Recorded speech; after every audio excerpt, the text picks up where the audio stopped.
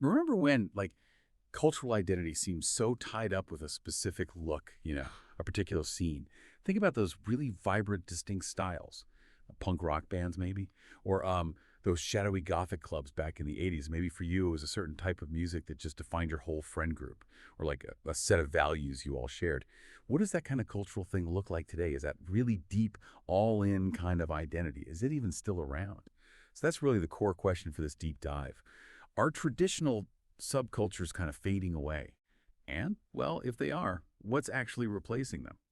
We're digging into some pretty fascinating takes here from sources like The Fading Underground, The Decline of Subculture in the 21st Century over at the Culture Crypt, and also The Decline of Subcultures and the Rise of Internet Aesthetics from the Chimes. Okay, so let's unpack this. Our mission today is to try and understand this really big cultural shift, how expression is changing, and what that really means for us as individuals, our identity, and even cultural diversity now in the digital age. Right, so for decades, subcultures were these really vibrant, often kind of rebellious communities. We're talking the classic examples, aren't we? Punk, goth, rave, hippie, metalhead, biker, stoner. Gosh, even the Pachucos. These are way more than just passing trends, yeah. Oh, absolutely. And what's really key here, I think, is that these traditional subcultures were generally based around interests, going way beyond just how someone dressed. They were often rooted in, pretty profound social and even political statements. They had shared values, a real sense of community. A lot of them were actively pushing back against mainstream norms, often embracing a really strong anti-consumerist kind of vibe. And for some groups, like you mentioned, the Pachucos, fashion was more than just clothes. It was this powerful tool for self-empowerment, for rejecting assimilation. It really wasn't just about dressing like a punk or a goth. You kind of had to be punk or goth, Deep down, that meant genuinely buying into the ideology, like living the music, being an active part of that community. That difference between dressing like and being. Yeah. That feels really important. It makes you wonder, was that deep ideological buy-in also what made them so, I don't know, resilient? At least for a while, against being commercialized. But today, well, we're seeing something quite different emerge. This clear rise of what people are calling aesthetics. You see them all over the internet, don't you? Like coastal grandma, twee revival, clean girl, coquette, Barbiecore, and then there's things like cottagecore, dark academia, e-girl. What's the real shift happening here? Well, connecting it back, yeah. What seems to be happening is those really rich subcultures are getting distilled down into just aesthetics. They're kind of stripped of that deeper cultural, ideological meaning. It's a sort of reductionism, really, turning these complex communities into, I don't know, easily digestible Pinterest boards that are just focused on appearance. So unlike those subcultures with their shared values and real community feel, these newer internet-driven microaesthetics, they hyper-focus on style above almost everything else. They might remix symbols, but often they lack that deeper meaning or the original context, Huh. And if that's true, does that mean we're losing more than just specific communities? Are we losing the very ability to have these deep countercultural movements now?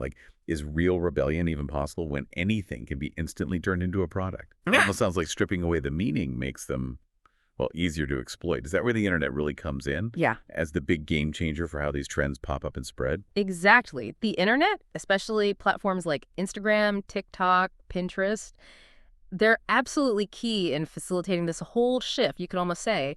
An aesthetic is what happens when capitalism gets its hands on a subculture.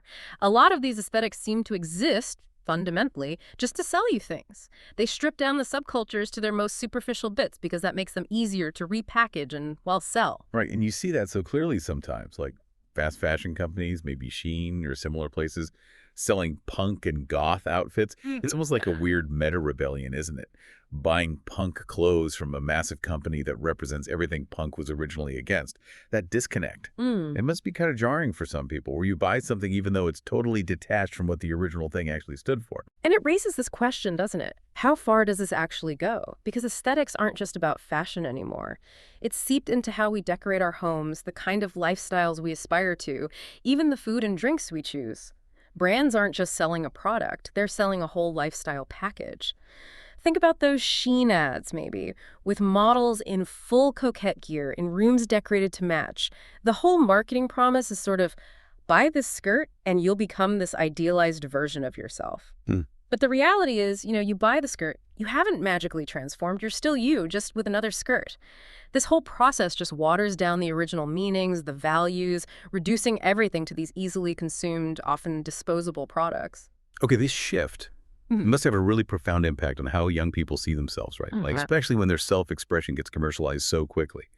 What are the main consequences you're seeing for individual identity when everything sort of becomes an aesthetic? Well, one thing is that this focus on the surface level, it breeds these constant debates about what it even means to be part of something, what's authentic. It can create this feeling of inauthenticity, even among people participating. The lines get really blurry between genuine self-expression and just putting on a show, a performative display. It connects to that quote from John Lilly, he said, young people today don't identify with music in the same way teenagers from the 1940s to the 1990s did. That role has been filled by video games, social media, film franchises. It's fascinating, isn't it? How the actual source of identity expression seems to have shifted. So you're basically saying there's a risk. Yeah. A risk that their sense of self gets defined more and more by these external superficial things rather than like internal values or beliefs. Exactly. And this constant pressure to keep up with the latest aesthetic trend, it can really stifle creativity, stifle individualism. You could end up with a more homogenized cultural landscape, one that's missing the diverse voices that subcultures used to bring to the table. Because identity really shouldn't just be about the stuff we own. Self-expression through style is important for lots of people, sure, but when it tips over into an obsession with possessions, it's not just unsustainable, it kind of becomes meaningless, doesn't it? That's a really strong point. Yeah. Okay, let's maybe look at a couple of concrete examples. How this transformation actually played out. How does a subculture like, say, grunge turn into something like grungecore? Right. Okay. Grunge to grungecore. Original grunge coming out of the Pacific Northwest. It was all about this raw anti-establishment feeling, rejecting consumerism, this really unpolished look. It was deeply tied to the local music scene, a real DIY spirit. Grungecore, though, it basically takes that rich subculture and boils it down to just a fashion checklist, flannel shirts, ripped jeans, combat boots.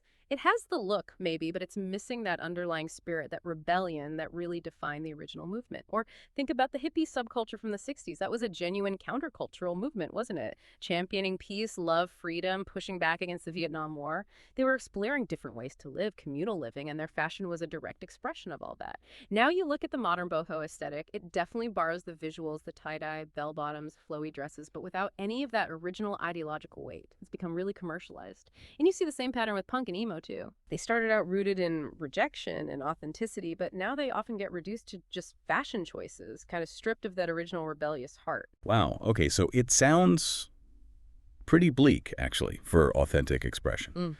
Is it all doom and gloom, then? Or are there maybe some glimmers of hope, new kinds of genuine community or identity popping up? It's probably more nuanced than just doom and gloom. I mean, while it's clear that the way we define subculture has changed, maybe even collapsed in the traditional sense, you still see sparks of hope. You still find individuals building community through fashion, music, and ideology. Take, for instance, Aaliyah Core. This was created by Aaliyah Ba. She's about 20. Went viral for her really unique style. Fishnets, moon boots, lots of fluffy stuff. What's interesting with Ba is how she's sort of become this voice for alternative black girls, almost reopening the door for a new kind of subculture, bringing the sense of camp to a huge audience through her music, her connections in the industry, and this really active online community she's built. That's a really cool example of something new growing. And the Chimes article had an interesting thought, too, didn't it? Suggesting maybe Gen Z is just a generation that chooses not to define themselves so rigidly. Like they aren't tied to one specific faction to show what they believe. Right.